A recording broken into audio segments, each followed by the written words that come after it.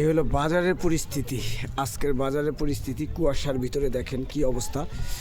এইটা আমাদের মাদারীপুর জেলা শিবচর থানার হসপিটালের গেট। এমনকি ৭১ সড়কের পরিস্থিতিটা দেখেন, কুয়াশার কি পরিস্থিতি। জনজীবনের পরিস্থিতিটা আসলে খুবই ভয়াবহ।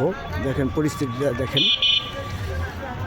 তাহলে যারা বাইক চালান বা যারা যানবাহন চালান, গাড়ি চালান, সকলকে অবশ্যই সাবধান অবলম্বন করে আপনাদের গাড়ি চালানো উচিত। কারণ দুর্ঘটনা যে কোনো মুহূর্তে হতে পারে। আর ছোট্ট একটি দুর্ঘটনা সারা জীবনের কান্না, এটাও সত্য কথা। এজন্য বললাম যে পরিস্থিতি আসলে খুবই খারাপ। আজকের কুয়াশার পরিস্থিতিটা একটু দেখেন। এই দেখেন গাড়ির যেই আলো আছে, এই আলো খুবই কম ছড়াচ্ছে।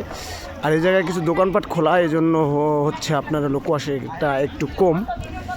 এই দেখেন আমার ফ্রেন্ড আহাত, আর পরিস্থিতিটাও দেখেন। সুন্দর করে হেঁটে যাচ্ছেন কুয়াশার ভিতরে।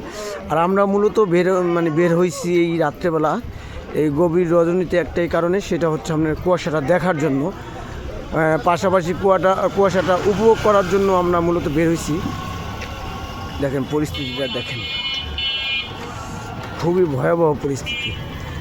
আর কুয়াশাটা মূলত যেখানে একটু খালি জায়গা থাকে ওইখানে বেশি পড়ে, নদীর সাইডেও বেশি পড়ে, খালি জায়গাগুলোতে কুয়াশাটা বেশি পড়ে। যাই হোক, নতুন ভিডিও নিয়ে আবার আপনাদের সামনে আসব।